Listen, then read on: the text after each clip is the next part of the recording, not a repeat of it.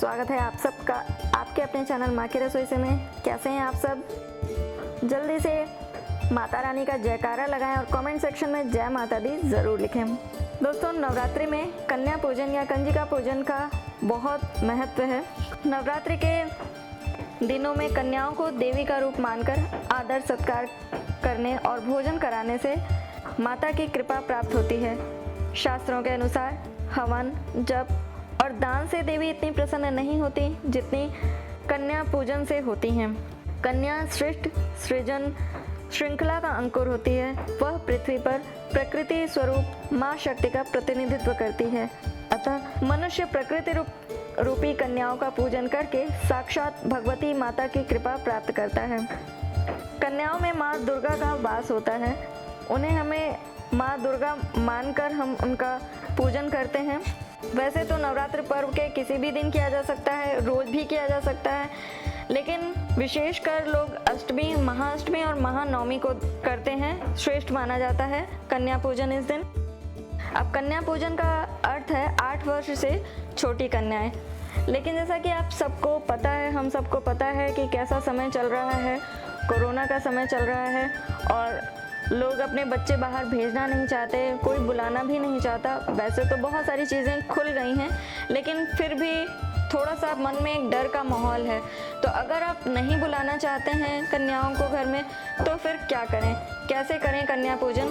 क्योंकि अगर कोई नवरात्रि के दिनों में 9 दिन का व्रत है तो उसके अंदर ये ज़रूर होता है कि कन्या पूजन करे, क्योंकि उसे ऐसा लगता है कि कन्या पूजन के बगैर हमारी जो ये नवरात्रि का व्रत है वो अधूरा है। तो ऐसे में हमें क्या करना चाहिए, हमें क्या लगता है वो हम आपसे शेयर कर रहे हैं। नवरात्रि के 8वें दिन माता के महागौरी रूप की पूजा की जाती है और अक्सर करके इस दिन काले चने, हलवा और पूरी बनाई जाती है और कन्या पूजन में भी यही चीज़ें खिलाई जाती हैं।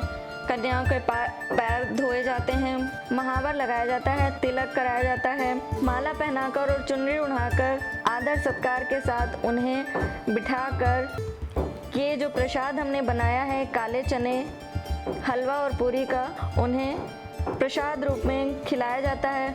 फिर श्रद्धा अनुसार उनको कुछ गिफ्ट दिए जाते हैं जो भी उनके लिए उपयोगी हों वो चीज़ें। थोड़े से पैसे, आप जितनी श्रद्धा हो उतना दे सकते हैं और कुछ गिफ्ट आइटम, कोई एक फल वगैरह देकर उन्हें विदा किया जाता है। तो अभी ये सब नहीं कर सकते तो अष्टमी के दिन या नवमी के दिन, जिस भी दिन आप करना चाहते हैं, तो ये प्रसाद की थाली आप तैयार करें जिसमें कि काले चने, हलवा और पूरी हो। माता को अर्पित करें। माता को कन्या रूप में मानकर उनके सामने ये सारी चीज़ें जो हम कन्याओं के साथ करते हैं वो चीज़ें करें। माता के पैर पड़ें, क्योंकि जैसे हम लोग कन्याओं को विदा करते समय अपने हाथ क्रॉस में करके उनके पैर छूते हैं, आशीर्वाद लेते हैं, उसी तरह से माता को भी कन्या रूप में मानकर, वैसे तो हम भगवान के रूप में मानकर हमेशा उनके पैर पड़ते ही हैं, लेकिन स्पेशली उस दिन माता को प्रणाम करें कन्या रूप में मानकर। और ये जो प्रसाद हमने चढ़ाया है वो गौ माता को खिला दें। दोस्तों, जो भोग के रूप में माता को हलवा, पूरी और चना चढ़ाया था उसे तो हम गाय को खिला देंगे, लेकिन फिर कन्या पूजन के लिए बाकी चीज़ें हम कैसे करेंगे और क्या करेंगे? तो जो हम करते हैं वो हम आपको बता रहे हैं। 2 ऑप्शंस हैं। एक तो ये है कि हम जो भी उनके नाम से खरीद कर ले आएँ। जैसे हम तो अपनी मेड को ही बोल देते थे, वो ही अपने कुछ लड़कियों को बुला कर ले आती थी। तो हम ये कर सकते हैं कि हम जो भी चीज़ें खरीद के ले आएँ वो उनको दे दें, मेड को दे दें सारी चीज़ें, तो वो अपने आसपास मोहल्ले या अपने जो उसके बच्चे होंगे तो उनको वो दे देगी। और दूसरी चीज़ ये है कि जब भी ये जो दौर चल रहा है महामारी का, ये ख़त्म हो तो हम बुलाएं वापस कन्याओं को और जिस तरह से जिस प्रक्रिया जो पूरी होती है वो करें और विधिवत उनका आदर सत्कार के साथ उन्हें भोजन कराएं और विदाई करें उनकी, जैसे कि हम लोग कन्या पूजन के दौरान करते हैं, बिल्कुल वैसे ही। तो अभी तो अगर हम ये नहीं कर पाते हैं, जैसे लास्ट टाइम अभी अप्रैल में जब चैत्र नवरात्रि के दौरान हम बिल्कुल यही किए थे कि पैसे जो भी मतलब मुझे देना था वो मेड को ही दे दिए थे।